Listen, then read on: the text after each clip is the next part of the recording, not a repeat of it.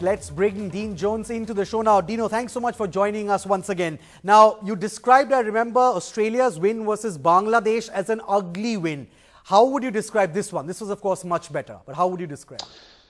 Yeah, it was, firstly, I think they got the team selection right. They're a little bit better balanced. That's number one thing. I still don't think they got the batting order right yet, but they'll come along. But 190 odd, you take any day of the week. Right. Their bowling was pretty good today. I still think they can use the spinners a little bit more. But all in all, I think it was a pretty good performance by the Australians, who no doubt will be worrying many Indian fans if we bring that game against you guys. We're in Mohali, we've been there for a few days now, and we're playing against you guys on Sunday on the same pitch. So I dare say, Akash, you'll be starting to feel a little bit nervous. Right, Dino, I have to ask you about this one man though, James Faulkner.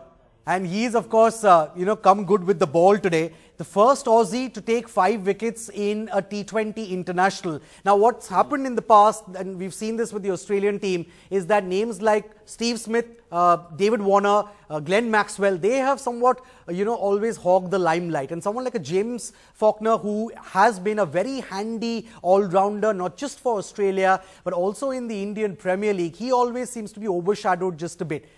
Do you think that still continues to happen, because he is a genuine match winner?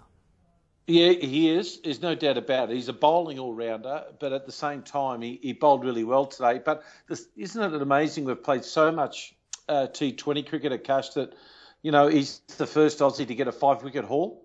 We haven't played or understood T20 cricket that well, or do we really care about it? I don't think we have in the past, Australia. But he's a very good finisher. I still think they're a bit concerned who else can bowl well with him. He bowls the 18th or 20th or 17th or 19th overs, but who's the other bowlers that are going to bowl with him in the last 4 overs? And no doubt India will push us right to the middle. They always have and always will. So they must get Australia to beat India. We have to bring our A+ game to beat you. There's no doubt about it. But it's going to be a tough game, and it's going to be a battle of nerves. Absolutely. It's interesting, Dino, you and many other experts have always said that even in the shortest format of the game, it's the bowlers perhaps who win you the games. Just like perhaps in Test cricket, it's the bowlers who win you the games. And in that context, my next question is about this young leg spinner, 23-year-old from New South Wales, Adam Zampa. Now, he seems to be quite a find, because he's, of course, in the Shane Warne mould. You can tell from his run-up and his delivery stride and his action. But he seems to be quite a find. Yeah, and he's not frightened to bowl to guys. And I thought tonight was a very good test for him, because when he had Afridi, one of the biggest hitters the game's ever seen, going at him, and it's already whacked him for 1-6, then took it up to him and had the courage to, once he saw him coming, tossed it and got it flat and got it past him. That was a real good test for him. It's an interesting thing how they're going to go about it, the Australians. Will they go on with the same team? Who knows for the next one? But I dare say India will be favourites, but they'll be worried about the Australians, because once we start to get our confidence going, we can be a bit of a handful. But I still think we lack one. We need one more spinner to bowl well, and I don't think we got one. Absolutely. That was actually going to be my next question, Dino, in the context of the Aussie bowling. Do you think that is becoming a little bit too predictable? Because you have Adam Zampa as the spinner, but apart from that, of course, Glenn Maxwell can chip in and bowl some useful spin. But apart from that, do you think the fast bowling, and you have so many of them, do you think the Aussie bowling is becoming a bit predictable and could come apart against a team like, say, India? Yeah, that was my biggest point. That's why I was looking for maybe like a Sean Tate, who can get expensive, but also can actually win you the game in 2 overs. So that point of view, you've got to look at. Look, my philosophies on T20 cricket is this. It's 65 or 70% defence. And you saw tonight, when Pakistan's bowling in the first few overs were under pressure, it's your defensive fieldsmen how good you're fielding. It's your last line of defence. And if your fielding team and your bowling team aren't doing that well, I don't care what target is, you're going to lose most games. So, and your batting comes, you only need one guy at the top order and the top 3 to come off. A pinch hitter to get 40 off 20 odd balls, and you're pretty well good to go on most occasions. So I dare say it's 50-50 in the matchups with Australia with the fielding. I think India's bowling is suited obviously more to their home tracks, so that's why I'm leaning towards India to beat Australia. But it'll be a terrific game, and it's probably a game that the Indian authorities probably wish they could not play it at Mohali and play it on a bigger ground where they could hold like Kolkata or maybe at Mumbai or Delhi, we can hold 50,000 people because Mohali doesn't hold that many. Right, Dino, we all know that when it comes to the Aussies, they are a team where you give them a whiff and they will pounce on you. Now, they had their backs to the wall once they went down to the Kiwis, but after that, they have made a comeback with 2 straight wins. And one thing which seems to be working for them now, and you mentioned right at the beginning, that they will now build on their confidence from what they did with the bat, especially against Pakistan. And 2 of their key players have started firing now, the skipper, Steve Smith, and also that X-factor in the middle order, Glenn Maxwell.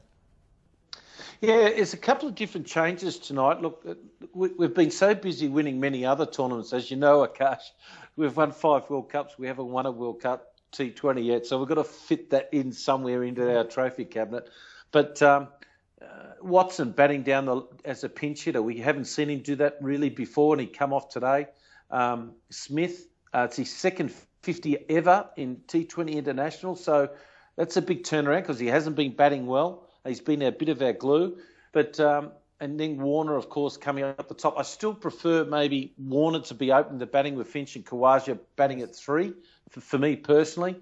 But all in all, I think we've got our matchups right. We've had too many bowlers in the past. But this game this T20 cricket is just ruthless. It's the most, since I've been involved in it as a coach, right. The game, the momentum of the game can change within 3 balls if you're not careful.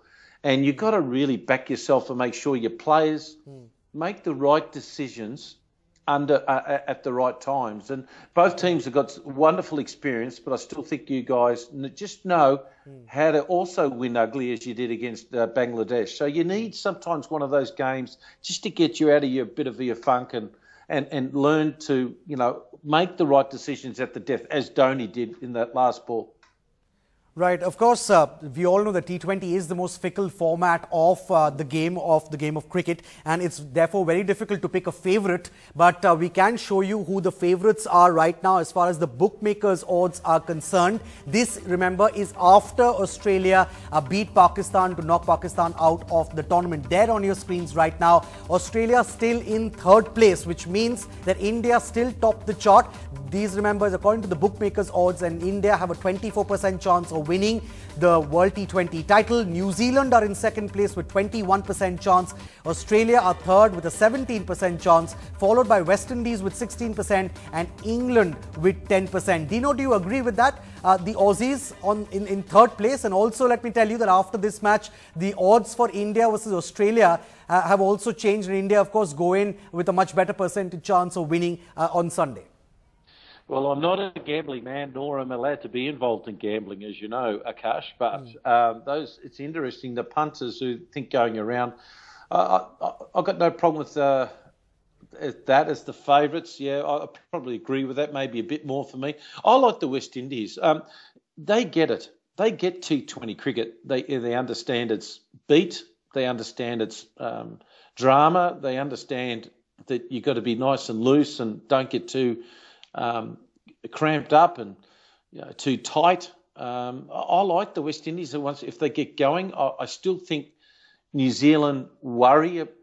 They've never won a World Cup and they play above their weight. They're a terrific cricket team. But I just feel that they have a chance now of making the final, but there is a long way to go. I'm still looking at India or the West Indies to win it from here.